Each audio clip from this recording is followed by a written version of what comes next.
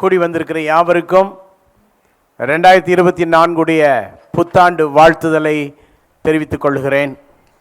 Online மூலமாக கர்த்தருடைய வசனத்தை கேட்கிற யாவருக்கும் புத்தாண்டு வாழ்த்துக்கள் உண்டாவதாக. கர்த்தர் உங்களை ஆசீர்வதிப்பாராக. இந்த வருஷம் இயர் ஆஃப் அனாயிண்டிங். அதற்கு ஆதாரமாக லூக்கா 4:18-19 கர்த்தருடைய ஆவியானவர் என்மேல் இருக்கிறார், தரித்திரருக்கு சுவிசேஷத்தை பிரசங்கிக்கும்படி. இருங்க, கர்த்தருடைய ஆவியானவர் என்மேல் இருக்கிறார் என்ற உணர்வு. நம் ஒவ்வொருவருக்கும் ஒரு உணர்வு தேவை. உணர்வு மிக முக்கியமானது.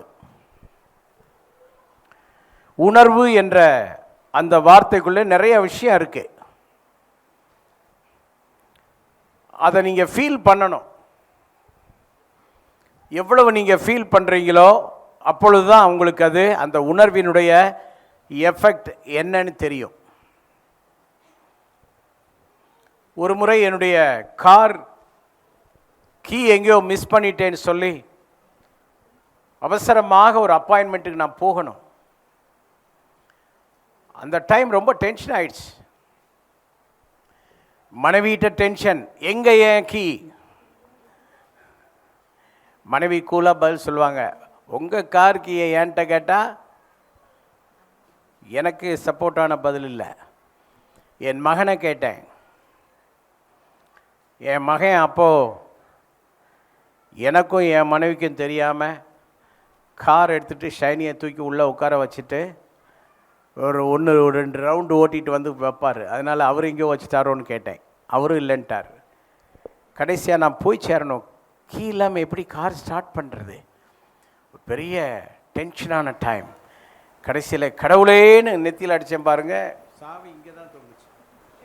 அவ்வளோ நேரம் என்னுடைய மோதிர விரலில் போட்டுட்டே சாவியை தேடினேன். உணர்வு இல்லைன்னா டென்ஷன். இந்த வருஷத்தை நம்ம கர்த்தருடைய வாக்குத்தத்தத்தின்படி கொண்டாட இருக்கிறோம். நல்லா கவனிக்கணும். இந்த வாக்குத்தத்தம் என்பது ஜோசியம் போல் அல்ல, கிளி ஜோசியம் போல் அல்ல. 365 நாளைக்கும் தேவையான அன்றன்றைக்குள்ள தேவையான வாக்குத்தத்தங்களை நமக்கு ஆண்டவர் திரளாய் வைத்திருக்கிறார். கைதட்டி ஆண்டவருக்கு மகிமை கொடுங்க. இந்த வாக்குத்தத்த வசனத்தை வைத்து ஒரு கருப்பொருளாக வைத்து இந்த ஆண்டு முழுவதும் நம்ம செலிப்ரேட் பண்ணி ஒரு குறிப்பிடப்பட்ட அந்த கருப்பொருளிலே நாம் கவனம் செலுத்தி நம்முடைய வாழ்க்கையை, ஆன்மீக வாழ்க்கையை கட்டி எழுப்புவதற்காக கர்த்தர் நமக்கு இந்த வாய்ப்பை தந்திருக்கிறார். ஸோ அதை தான் நம்ம விளங்கிக் கொள்ளணும். சிலர் அந்த சைடு போயிடுவாங்க, எக்ஸ்ட்ரீமாக இருப்பாங்க. சிலர் இந்த சைடு அனலும் இல்லாமல் குளிரும் இல்லாமல் இருப்பாங்க. அப்படி இல்லை, வெல் பேலன்ஸ்டாக திங்க் பண்ணணும். கர்த்தருடைய ஆவியானவர் என் மேல் இருக்கிறார் என்ற உணர்வு. இது யார் சொன்னது? மேசியாவின் வசனம். இது கிறிஸ்துவானவருடைய வசனம். ஸோ கர்த்தருடைய ஆவியானவர் என் மேல் இருக்கிறார், அதனால எனக்கு ஒரு மிஷன் இருக்கு, எனக்கு ஒரு விஷன் இருக்கு, எனக்கு ஒரு மிஷன் இருக்கு. இங்கே விஷன் மிஷன் வாசிக்கிற போது அது உள்ளத்தில் கொழுந்து விட்டு எரியணும். வாசிக்கிற ஒவ்வொருவருக்கும் என்ன செய்யணும்? கொழுந்து விட்டு எரியணும். என்ன விஷன்? 2024 எப்படியாலும் நம்ம எல்லாரும் சேர்ந்து தலைகீழ நின்று குட்டியக்கரனை அடித்தாலும் ஒரு 5 லைஃப் சென்டரை கட்டிடணும். பாரா இருக்கணும். மட்டும் அல்ல, என்ன மினிஸ்ட்ரி போட்டிருக்கு? Ministry of encouragement. என்னுடைய அப்போஸ்தலிக் மினிஸ்ட்ரி உலக நாடுகளுக்கு நான் போவது பெரிய ஒரு என்கரேஜ்மெண்ட்டுக்காக நான் செல்லுகிறேன். போகிற இடங்களெல்லாம் ஊழியர்களையும் சபை மக்களையும் என்கரேஜ் பண்ணுகிறேன். அதில் இந்த ஆண்டுக்கான நாடுகள், என்னென்ன நாடுகளுக்கு பயணம் செய்ய தேவன் வாசல்களை திறந்திருக்கிறாரோ அதை போட்டிருக்கோம். போகிற இடமெல்லாம் அந்த காரியங்களை நாம் செய்வோம். இப்படி ஒரு மிஷன் இருக்கு நமக்கு. ஒரு கொள்கைக்காக வாழணும். ஸோ விசுவாசிகளாகிய நாம் இயர் ஆஃப் அனாயிண்டிங்கில் அபிஷேகம் பெற்ற நாம், அபிஷேகம் பெறுவதற்காக காத்திருப்பவர்கள், ஜெபிக்கிறவர்கள், பாகுபாடு இல்லாமல் எல்லாரையும் ஆண்டவர் அபிஷேகம் பண்ணுவார். நல்ல ஒரு ஆமீன் சொல்லுங்க. நீங்கள் கொஞ்சம் நேரத்தை செலவு பண்ணணும். போகிற போக்கில் அபிஷேகம் வந்துடாது. நீங்கள் 1வது அதிகாரத்தில் நம்ம வாசிக்கிறோம், அப்போஸ்தலர் நடவடிக்கைகளில், நீங்கள் எருசலேமை விட்டு போகாமல் காத்திருங்கள். என்ன, you have to wait, you have to tarry to receive the holy ghost. அப்போ நீங்கள் கொஞ்சம் அதுக்காக சிரத்தை எடுக்கணும், அதுக்காக நேரத்தை ஒதுக்கணும், நீங்கள் விரும்பணும், நீங்கள் வாஞ்சிக்கணும். அப்போ கர்த்தருடைய ஆவியானவர் உங்கள் மேல் வருவார். கர்த்தருடைய உங்கள் ஆவியானவர் உங்கள் மேல் வந்து விட்டால், அபிஷேகம் பண்ணப்பட்டவங்க எல்லாம் கை உயர்த்தி நல்ல ஒரு ஆமென் சொல்லுங்க. கொஞ்சம் பேர் தான் கை உயர்த்துறீங்க. அபிஷேகம் பெற்றவர்கள் நல்ல கை உயர்த்தி. ஓ எஸ், குட். இப்போ அபிஷேகம் பெற்ற, அபிஷேகம் பெறாமல் இருக்கிற எல்லாரும் என்ன பிளான் பண்ணியிருக்கோம்? நியூ இயருக்கு வருஷத்தில் மாதத்தில் ஒரு அனாயிண்டிங் மீட்டிங் இருக்குல்ல, மாதந்தோறும் அனாயிண்டிங் மீட்டிங். நீங்கள் வரணும், அபிஷேகம் பெறாதவங்க வரணும், உட்காரணும், அழணும், ஜெபம் பண்ணணும், கேட்கணும், வாயை திறக்கணும், துதிக்கணும், ஸ்தோத்திரிக்கணும். ஆண்டவர் உங்களை அபிஷேகம் பண்ணுவார். ஹல்லேலூயா. இப்போ கர்த்தருடைய ஆவியானவர் என் மேல் இருக்கிறார்ன்ற உணர்வு இருக்கணும். அந்த உணர்வு இருந்தால் அடுத்து ஒரு மிஷன் இருக்குது. அதில் ஒரு விஷன் மிஷன் கலந்த வாழ்க்கை. இன்றைக்கு பழைய ஆண்டு கடைசி ஆராதனையில் ஒரு படம் ஒன்று போட்டு காட்டினோம். அந்த படத்தில் ஒரு பெரிய மரக்கட்டை, வெயிட்டான மரக்கட்டை. அம்மா, வராதவங்களுக்காக போட்டு காட்டலாம், தவறு இல்லை என்று நினைக்கிறேன். அந்த படத்தை பார்க்க பார்க்க உங்களுக்கு ஒரு ஆசை உண்டாகும். ஓகே, இப்போ பாருங்க, விஷனும் மிஷனும் உள்ள விசுவாசி எப்படி இருப்பாங்க? இங்கே ஒரு வெயிட்டான கட்டை இருக்குது, அதை தூக்கி சுமக்கிற 3 பேரை பார்க்குறோம். அதில் முதல் ஆள் எல்டர்னு போட்டிருக்கு. ஓகே, அதைத்தான் மினிஸ்ட்ரி டீம்னு நம்ம நேற்றைய தினம் வர்ணித்தோம். அவர் சுமக்கிற மாதிரி தான் இருக்கிறாரு, ஆனால் சுமக்கலை. நல்லா பாருங்க, எவ்வளோ கெட்டிக்கார ஆள். நான் சொல்கிறது பழைய ஆளை பற்றி பேசுகிறேன், சரிதானே? புதிய ஆட்கள்லாம் நான் அந்த மாதிரி இல்லை. இப்போ தோள் கொடுத்து நானும் வெயிட் சுமக்கிறேன்றவங்க நல்ல ஒரு ஆமேன்னு சொல்லுங்க பார்ப்போம். அப்புறம் இந்த கடைசியில் மெம்பர்ஸ்னு போட்டிருக்கு, அவங்களும் மெம்பர்ஸும் அப்படியே சுமக்கிற மாதிரி ஒரு ஆக்ஷன் கொடுக்குறாங்க. ஆனால் நிற்குதா? உடம்புல ஒட்டுதா? ஒட்டலை. நல்லா கவனிங்க, அனுக்கிரக வருஷம், அபிஷேக வருஷத்தில் மிஷன், விஷன், தரிசனத்தோடு மிஷன், ஆண்டவருடைய வேலை, ஊழியம், அதை சுமக்கிறவர்களாய் மாற வேண்டும். அதே என்ன நம்ம எல்லாருக்கும் இருக்கணும். நல்ல ஒரு ஆமென் சொல்லாமா? இங்கே வாசிங்க, வேகமா வாசிங்க. மேசியாவுடைய மிஷன். கர்த்தருடைய ஆவியானவர் என்மேல் இருக்கிறார், தரித்திரருக்கு சுவிசேஷத்தை அறிவிக்கும்படி. யாரா மாறணும் இந்த வருஷம்? We should become a carrier of good news, carrier of gospel. சுவிசேஷத்தை சுமக்கும் சுமைதாங்கிகளாக மாற வேண்டும். எல்லாரும் காஸ்பலை கேரி பண்ணணும், காஸ்பலோட போகணும். பார்க்குற எல்லாருக்கும் காஸ்பல் சொல்லணும். தைரியமாக காலேஜில் சொல்லணும், தைரியமாக ஸ்கூலில் சொல்லணும், தைரியமாக வேலை செய்கிற இடத்துல சொல்லணும். நாம் கடைசி நாட்களில் வந்திருக்கிறோம். ஸோ இந்த ஆண்டு நாம் அனைவரும் காஸ்பல் கேரியர் ஆஃப் காஸ்பல், நற்செய்தியை சுமப்பவர்களாக மாற வேண்டும். அடுத்தது தொடர்ந்து வாசிங்க. என்னை அபிஷேகம் பண்ணினார், இருதயம் நறுங்குண்டவர்களை குணமாக்கவும், சிறைப்பட்டவர்களுக்கு விடுதலையையும், குருடருக்கு பார்வையையும் பிரசித்தப்படுத்தவும், நொறுங்குண்டவர்களை விடுதலையாக்கவும், கர்த்தருடைய அனுக்கிரக வருஷத்தை. தரித்திரருக்கு சுவிசேஷத்தை பிரசங்கும்படி என்னை அபிஷேகம்னார். இருதய நறுங்குண்டவர்கள் குணமாக்க, சிறைப்பட்டவர்களை விடுதலையாக்க, குருடருக்கு பார்வை பிரசித்தப்படுத்த, நொறுங்குண்டவர்களை விடுதலையாக்க. 2வதாக நாம் யாராக மாறணும்னா கேரியர் ஆஃப் சேரிட்டி. சேரிட்டி என்ன செய்யணும்? நம்ம கேரி பண்ணக்கூடியவர்களாக நாம் மாற வேண்டும். நிறைய தான தர்மங்கள் செய்பவர்களாக மாற வேண்டும். நல்ல ஒரு ஆமேன் சொல்லாமா? அடுத்தது ஜனங்களுக்கு ஃப்ரீடம், விடுதலை வாங்கி தர வேண்டும். ஹல்லேலூயா. யார் என்னை தேற்றுவார், யார் என்னை விடுதலை செய்வார் என்று சொல்லி கொண்டு இராதபடிக்கு நாம் அநேகரை விடுதலை செய்ய கடந்து செல்ல வேண்டும். அதான் அனுக்கிரக வருஷம், அதான் இந்த அபிஷேகத்தின் ஆண்டு.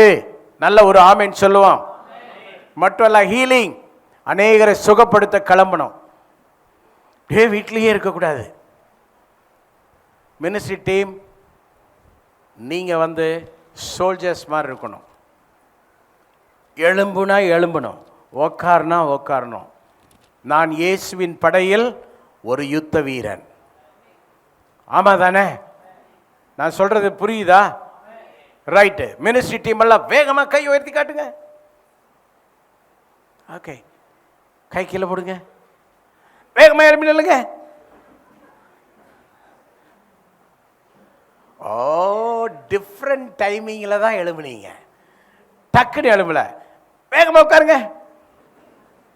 இது என்ன இப்படி பார்த்துட்டு உட்கார்ற? டக்குன்னு உட்காருனா உட்காந்துடணும். ஸ்கூலில் சொல்லுவீங்களம்மா, செட் ஸ்டாண்ட். இப்போ மினிஸ்ட்ரி டீமுக்கு ஸ்டாண்ட். ஓ, டைமிங் ரொம்ப மிஸ் ஆகுது, ரொம்ப மிஸ் ஆகுது. சரி, ஒரு நிமிஷம் அப்படியே நில்லுங்க. வாரத்தில் ஒரு நாள் 2 பேரோ 3 பேரோ சேர்ந்து சில குடும்பங்களை சந்திக்க கண்டிப்பாய் செல்ல திட்டமிட வேண்டும். சார், அதுக்கெல்லாம் நேரம் இல்லை. வேலையை விட்டுருன்றேன், வேலையை விட்டுரு. அப்படி என்ன வேலை? கடவுளுடைய வேலையை தவிர ஒரு பெரிய வேலை இல்லவே இல்லை. மினிஸ்ட்ரி டீமில் உள்ள எல்லாரும் கவனிங்க. நான் சொல்கிறத அப்படியே ஏற்றுக்கொண்டா நீங்கள்லாம் கைதட்டி ஒரு ஆமேன்னு சொல்லணும். ஐய, நல்லா கைதட்டி ஆமேன்னு சொல்லுங்க. நீங்கள் மட்டும் ஒரு பாட்டு பாட போகிறீங்க, நான் தொடங்கி விட போகிறேன். இவங்க மட்டும் பாடுவாங்க.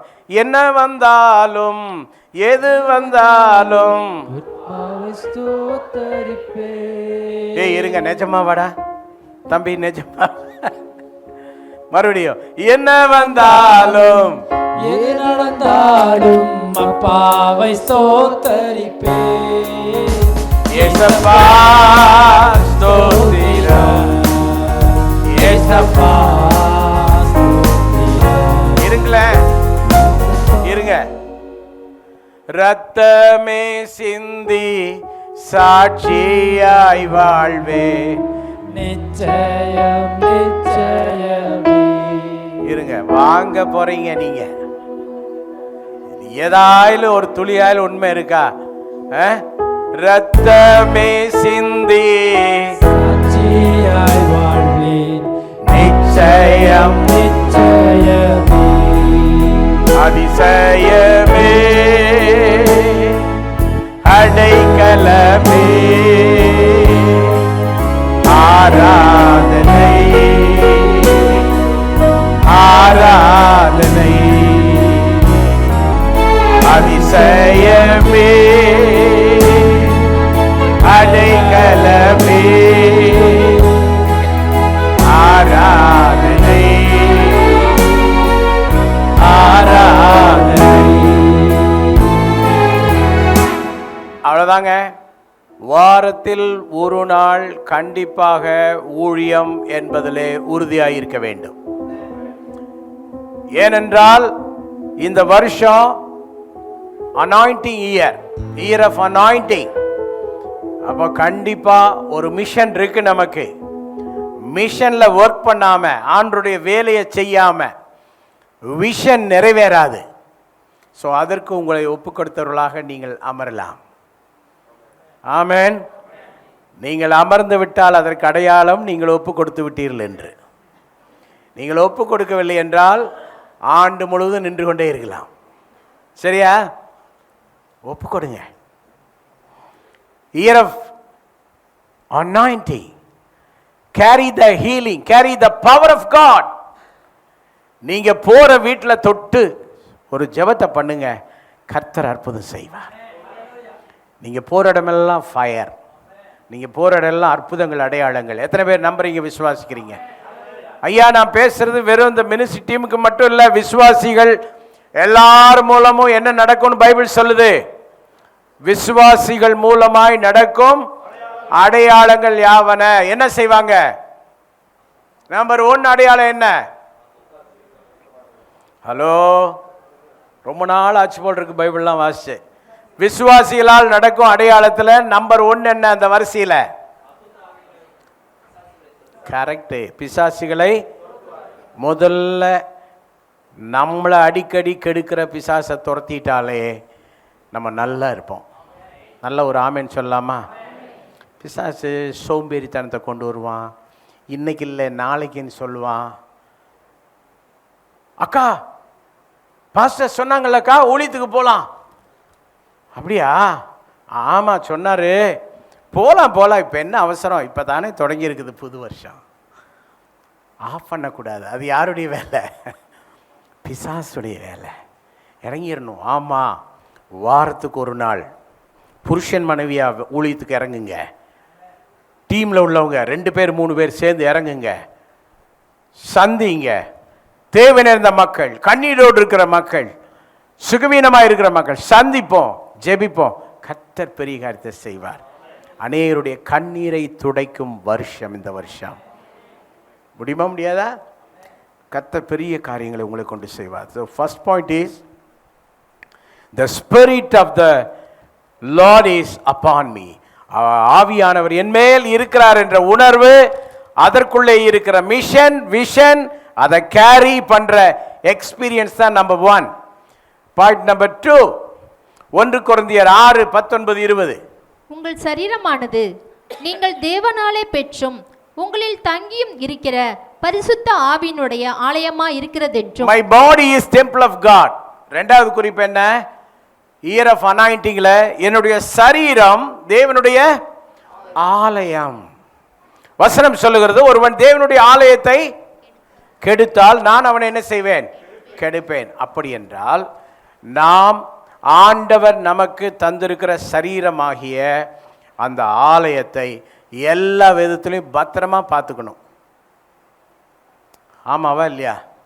எனக்கு தெரியும், உங்கள் பைக்கை தொடச்சிக்கிட்டே இருப்பீங்க.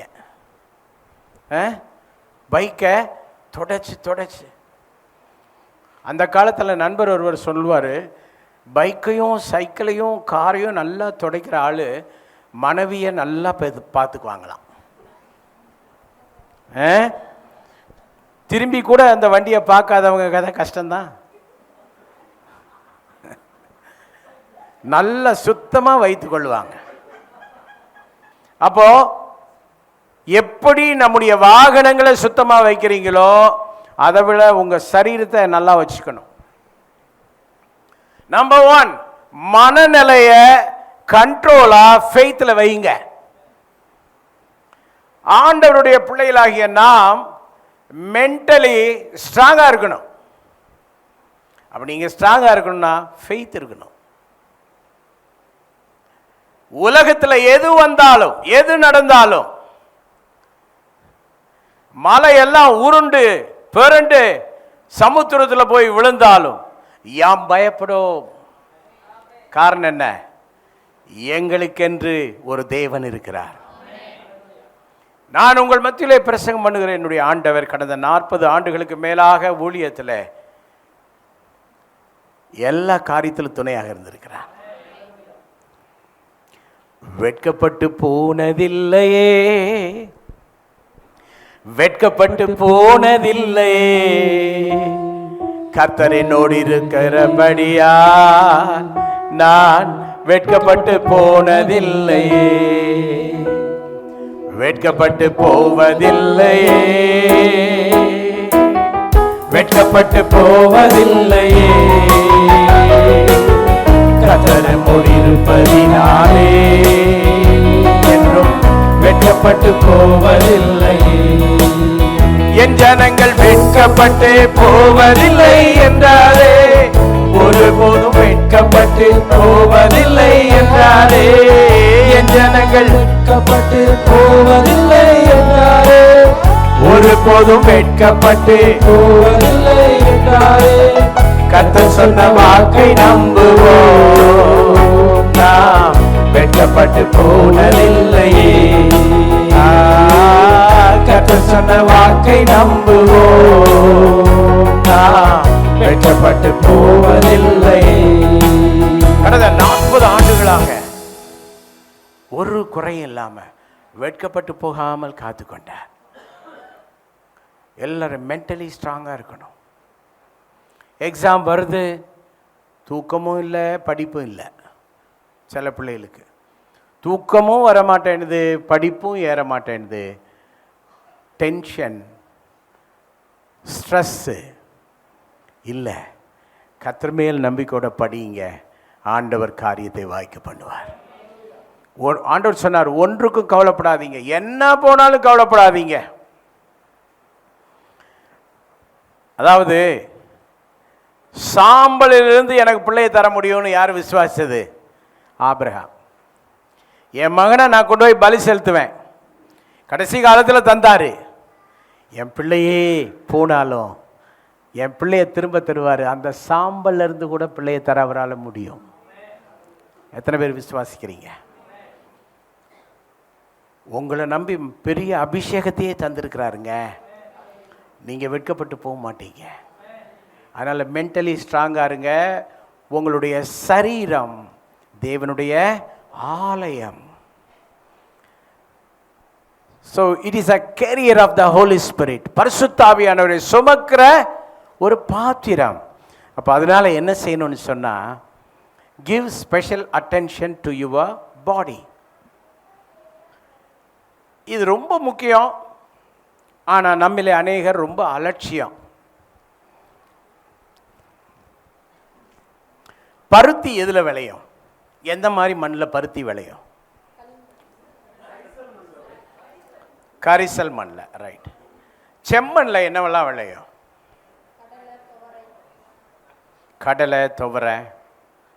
ரைட். அப்புறம் ஆலிவ் ட்ரீ எங்கே வளரும்? ஒலிவ மரங்கள் எங்கே வளரும்?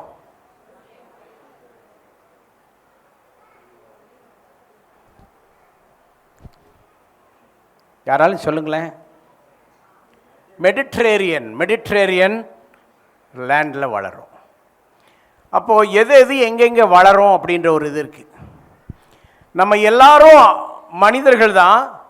நம்ம எல்லாருக்கும் ஒரு சரீரம் இருக்குது. அந்த காலத்தில் ஒரு ஆள் பாடினா, மனிதர்கள் பலவிதம், ஒவ்வொன்றும் ஒரு விதம் பாடினானா இல்லையா? அப்போ இதில் முக்கியமான ஒரு பாயிண்ட் இருக்கு. என்ன பாயிண்ட் தெரியுமா? அடுத்தவங்க சரீரத்தை பார்த்து உங்கள் சரீரத்தை விட்டுறாதீங்க. உங்கள் உடம்புக்கு ஏற்ற உணவை சாப்பிடணும். உங்கள் உடம்புல அக்கறை எடுத்து நான் இந்த குறிப்பை சொல்லுவதனுடைய காரியம், தேவனுடைய ஆலயம். உங்கள் சரீரம் தேவனுடைய ஆலயம். அலட்சியமாக இருக்காதீங்க. நீங்கள் பரிசுத்த ஆவியானவரை அலட்சியப்படுத்தாதீங்க. அவர் உங்களுக்குள் வாசம் செய்கிறார். தேவனுடைய ஆவியானவர் உங்களுக்குள்ள என்ன பண்றாரு?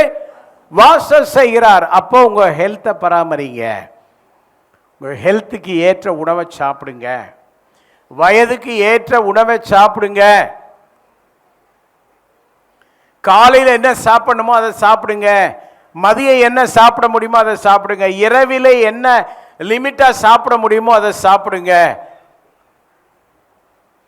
வயதுக்கு ஏற்றது போல மருத்துவர்களை பார்க்க வேண்டும், பாடி செக் பண்ண வேண்டும். அநேகருக்கு தங்களுடைய பாடிக்குள்ள என்ன நடக்குதுன்றதே தெரியல. அப்ப என்ன கவனம்?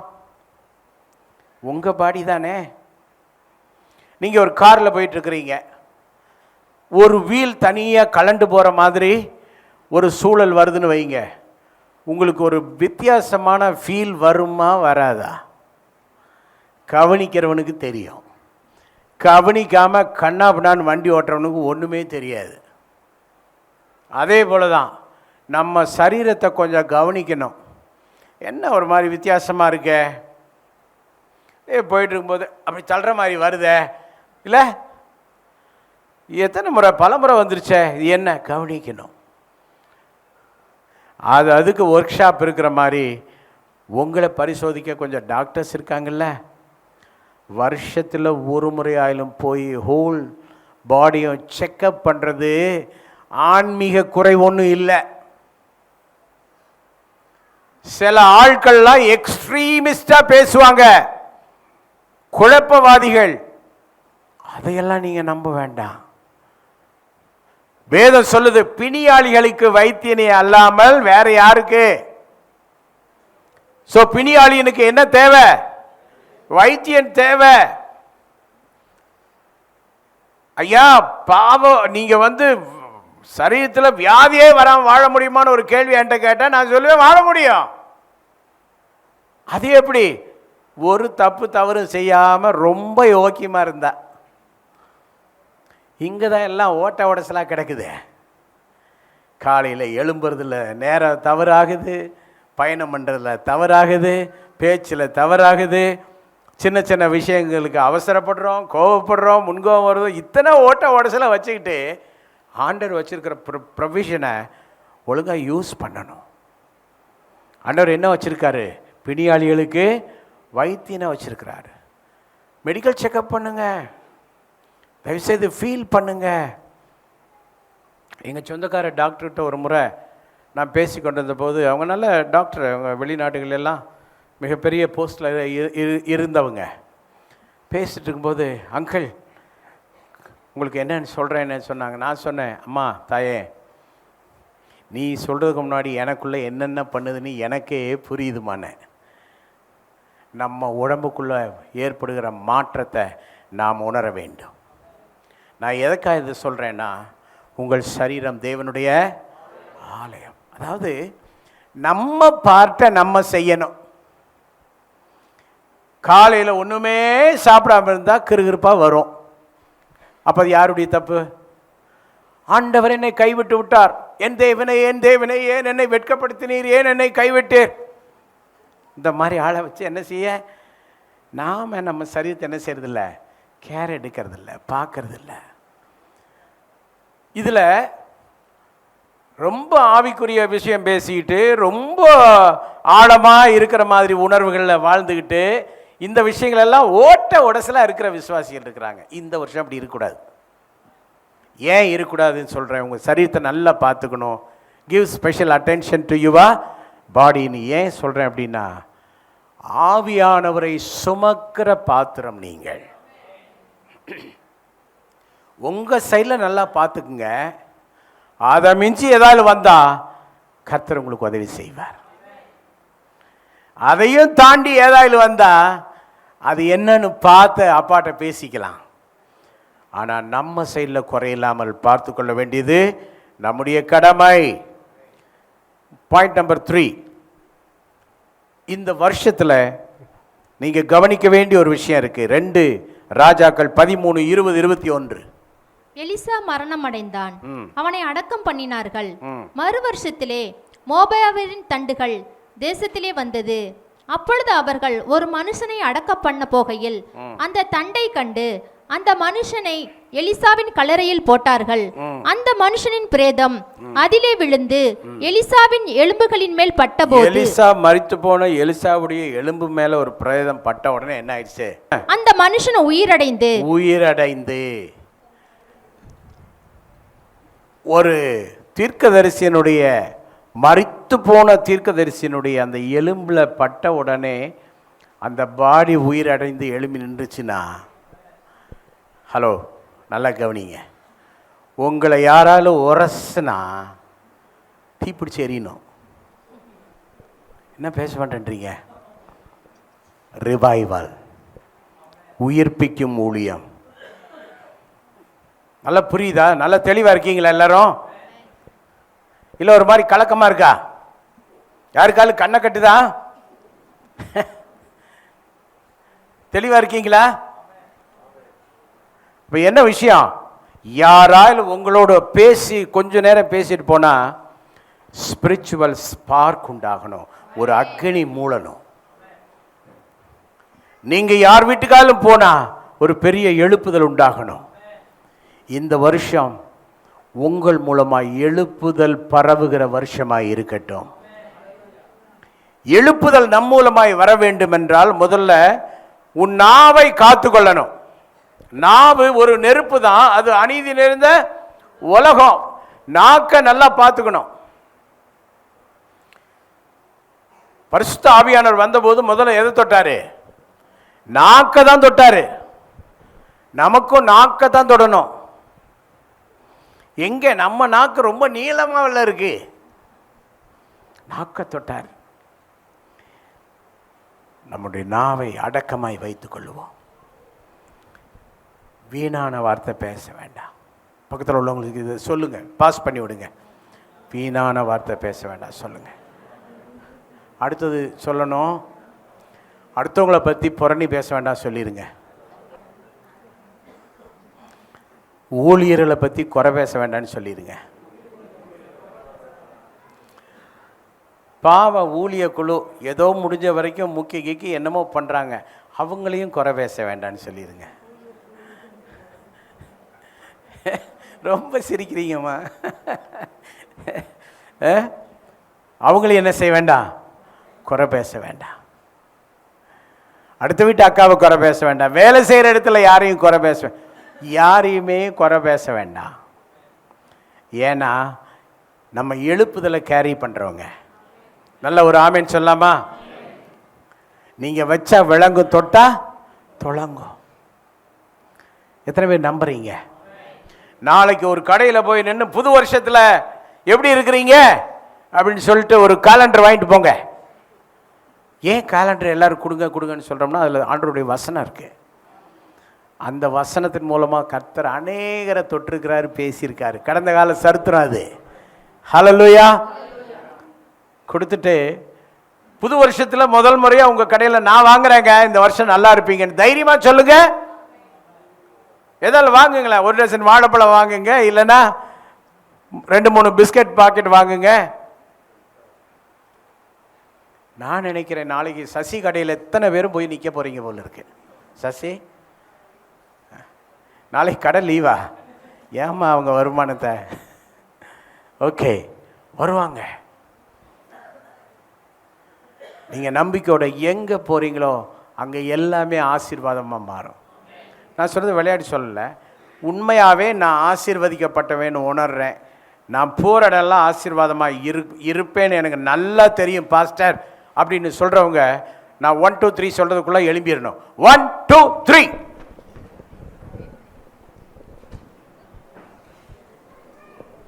தோத்துறோம், இன்னும் எழுப்பிட்டு இருக்கிறீங்க.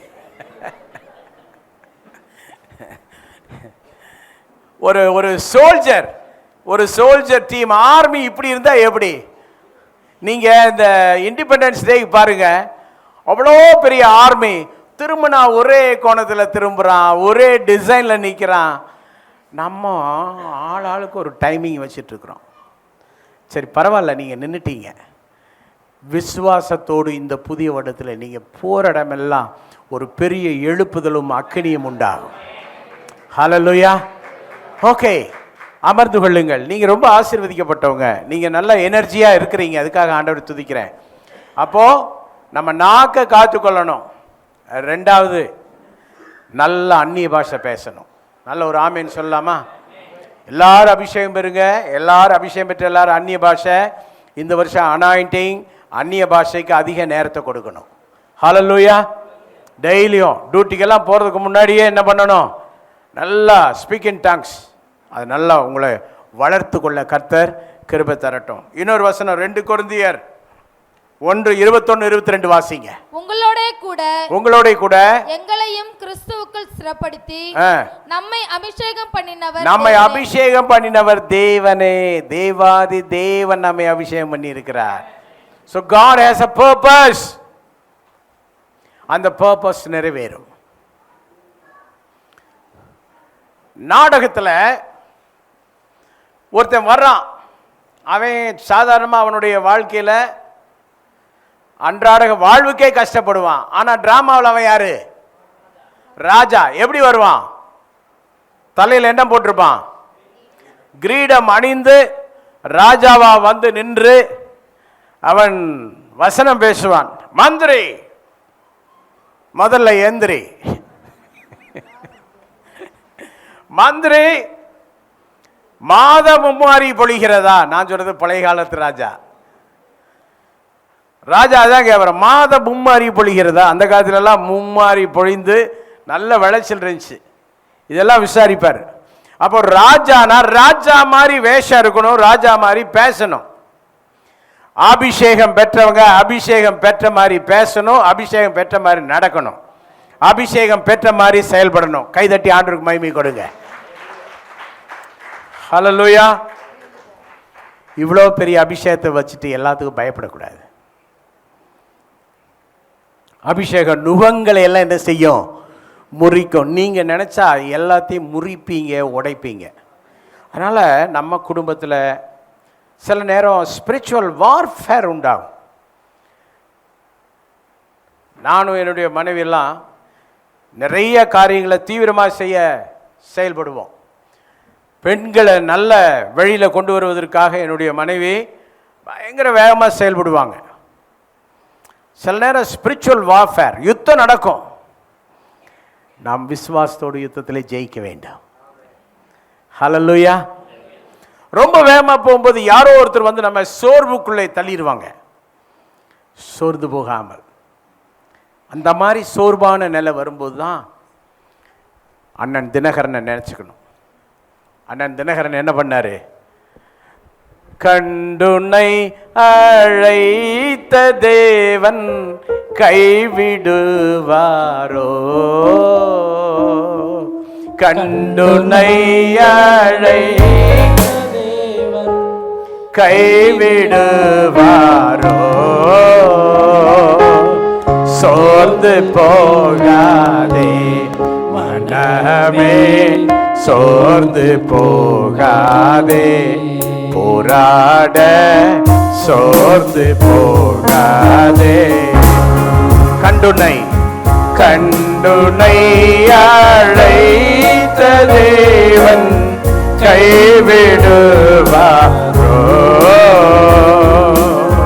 கண்டுனை அழைத்த தேவன் கைவிடுவாரோ,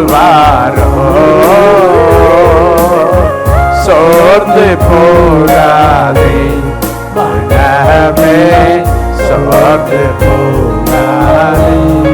தாவீது தன்னைத்தானே திடப்படுத்தி கொண்டான். நாம அப்படிதான் செய்யணும். ஏதாவது வரும், பிரச்சனை வரும், போராட்டம் வரும், எங்கேயால் நிந்தை வரும், அவமானம் வரும், யாரோ நம்மளை சோர்வுபடுத்துற சூழ்நிலை வரும், நம்மளை நாமே பேசிக்கணும். டேய் கவனமாயிரு, இந்த வருஷம் என்ன வருஷம்? அபிஷேகத்தின் ஆண்டு. நான் அபிஷேகத்தில் என்னை திடப்படுத்தி தைரியப்படுத்தி வளர்ந்து கர்த்தருக்காக நிற்பேன், கனி கொடுப்பேன். 3 காரியங்களை சொன்னேன். என்ன முதல் விஷயம் சொல்லுங்க? முதல் விஷயம் என்ன? Carrier of gospel, carrier of gospel, carrier of charity, freedom, healing. Amen. 2வது பாயிண்ட் என்ன? கேரியர் ஆஃப், நம்ம வந்து we are temple of God, நம்ம தேவனுடைய ஆலயம். புருஷர்களுக்கு ஒரு எச்சரிப்பு. கோபம் வந்தா மனைவி அடிக்க போனா மனைவிக்கு ஒரு வார்த்தை, ஐ ஆம் டெம்பிள் ஆஃப் காட் சொல்லிருங்க. டெம்பிள் ஆஃப் காட்னு ஒரு பாட்டு பாடிருங்க. ஸோ அடிக்கக்கூடாது. ஒருவன் தேவனுடைய ஆலயத்தை கெடுத்தால், அதையே ஒருவன் தேவனுடைய ஆலயத்தை அடித்தால் நான் அவனை வாங்கக்கூடாது ஆண்டவர்கிட்ட. இந்த பயம் இருக்கணும். ஆமென். ஸோ இது ஒரு ஃபீல் நமக்கு இருந்துக்கிட்டே இருக்கணும். நான் யாரு? நான் ஆவியானவர் சுமக்க வேண்டிய ஆளு, விசேஷமான ஆளு, விசேஷமான பாத்திரம்.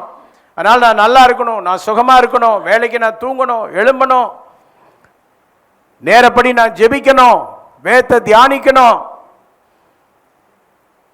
எப்படி சரீர உணவுகள்லாம் முக்கியமோ அதே போல ஆவிக்குரிய உணவு முக்கியம். பர்சனல் ரிலேஷன்ஷிப் வித் காட் ரொம்ப முக்கியம். அதெல்லாம் இருந்துச்சுன்னா உலக பிரகாரமான கிறிஸ்தவர்களை போல நம்ம இருக்க மாட்டோம். இதுவரை உலக பிரகாரமான கிறிஸ்தவர்களை போல, பெயர் கிறிஸ்தவர்களை போல யாராயில் இருந்திருந்தால் அதில் மாற்றம் வரட்டும். பெயர் கிறிஸ்தவ சபைகளில் எப்போ சர்ச்சு ஃபுல்லாக இருக்கும் தெரியுமா? Christmas, new year, good Friday, Easter, அப்போ மட்டும்தான். மற்ற மற்ற ஞாயிற்றுக்கிழமையெல்லாம் ரொம்ப ஏற்றத்தாழ்வு இருந்துக்கிட்டே இருக்கும். இது எங்கேன்னா பேர் கிறிஸ்தவ சபையில். எனக்கு இப்போ கொஞ்ச நாளாக சந்தேகம் ஆகிப்போச்சு, நம்ம சபை என்ன சபைன்னு. இங்கேயும் கிறிஸ்மஸுக்கு தான் கூட்டம், நியூ இயருக்கு தான் ஃபுல்லாகுது, ஈஸ்டருக்கு தான் ஃபுல்லாகுது. அப்போ நம்ம எப்படி வாழ்கிறோம்? அம்மா சொன்னாங்க, இந்த வருஷம் நீங்கள் ஆரம்பத்திலே முடிவு எடுக்கணும், ஒரு ஞாயிற்றுக்கிழமையும் ஆப்சண்ட் ஆக மாட்டேன். நல்ல ஒரு ஆமேன் சொல்லாமா? ஒரு கம்யூனியனை நான் மிஸ் பண்ண மாட்டேன். காம்ப்ரமைஸ் எல்லாம் பண்ணாதீங்க, வைராக்கியமாக இருங்க. ஆண்டவர் உங்களை அபரிதமாய் ஆசீர்வதிப்பார். Hi everyone, thank you for watching our Sunday service and I hope that it was a blessing to you. To have constant updates of our services and our programs, please subscribe to our CLCC TV on YouTube and also like, share and comment on our videos that we post in our channel. And also to have some social media updates, please follow our Instagram handle Calvary Life City Church. Thank you.